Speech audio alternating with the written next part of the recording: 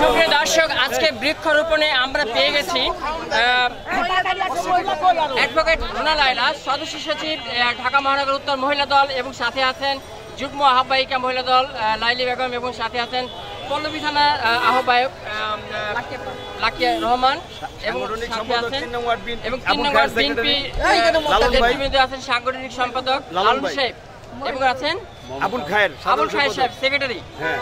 আমরা একটু কথা বলবো রুনা লায়লার সাথে। প্লিজ আজকে বৃক্ষরোপণ সম্পর্কে একটু বলেন। বিএনপি যেমন গণতান্ত্রিক দল, বিএনপি তেমনি জনগণের দল। এতেই প্রমাণ হয় বিএনপির কর্মসূচি সব সময় থাকে জনবান্ধব, জনকল্যাণমূলক। যেমন ছিল খাল খনন, তেমনি বৃক্ষরোপণ, পরিবেশ এবং জনগণ এবং পৃথিবীটাকে বাসযোগ্য করার জন্য যা যা করার দরকার, দেশকে বাসযোগ্য করার জন্য যেই সব কর্মসূচির দরকার, সেসব কর্মসূচি কিন্তু মাত্র বিএনপি করে থাকে। ধন্যবাদ। আমরা একটু যুগ্ম আহ্বায়িকা লাইলি বেগমের সাথে কথা বলছি।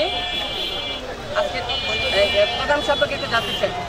প্রোগ্রাম সম্পর্ক আজকে আমাদের 16 আসনের আমিনুল ভাইয়ের নির্দেশে আজকে এখানে মিটিং হয়েছে। আমাদের রিজি ভাই আসছে, আমিনুল ভাই গাছ লাগানোর উদ্বোধনী করছে এবং ঘরে ঘরে নির্বাচনের কাজ করার জন্য অনুমতি দিয়েছে।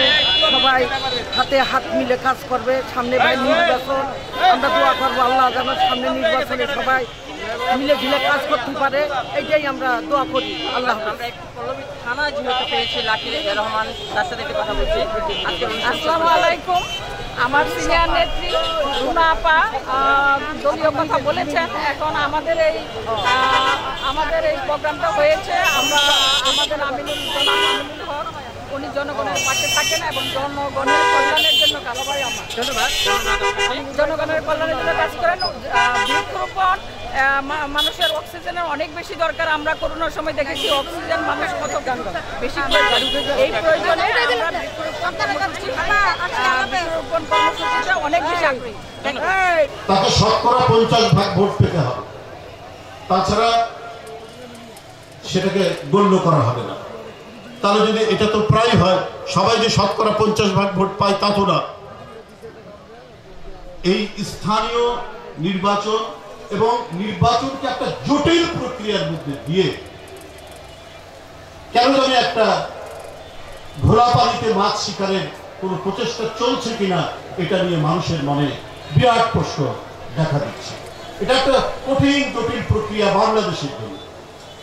বাংলাদেশের মানুষ যুগ যুগ ধরে তার পছন্দসই প্রার্থীকে তার এলাকায় তাকে ভোট দিয়েছে। এখন সেখান থেকে হঠাৎ করে একটা নতুন পদ্ধতি হলে মানুষ তো বিভ্রান্ত হয়ে পড়বে।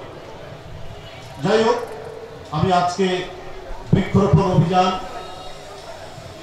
উত্তর ঢাকা মহানগর উত্তর বিএনপির উদ্যোগে যে কর্মসূচি আজকে গ্রহণ করেছে এবং সারা উত্তরে তারা এই কর্মসূচিটি পালন করবেন, আমি তাদের এই কর্মসূচির সাফল্য কামনা করছি। এটা একটি খুবই যুগোপযোগী, এটা হচ্ছে মানব জীবন রক্ষার একটি কর্মসূচি। আজকের বৈশ্বিক যে উষ্ণতা বাড়ছে, সেই তুলনায় বলবো যে এই কর্মসূচি অত্যন্ত যৌক্তিক এবং মানবিক কর্মসূচি। আমি তাদের প্রত্যেকে আন্তরিক ধন্যবাদ জানিয়ে আমার বক্তব্য শেষ করতে চাই।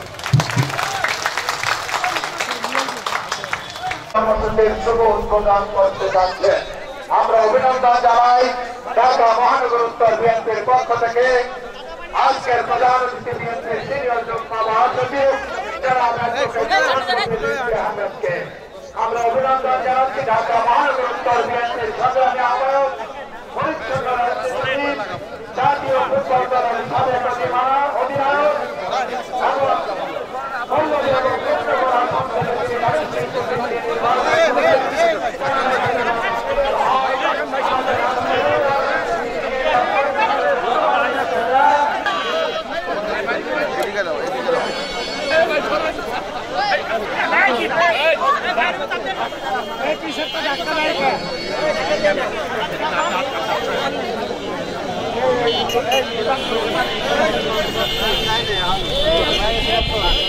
হ্যাঁ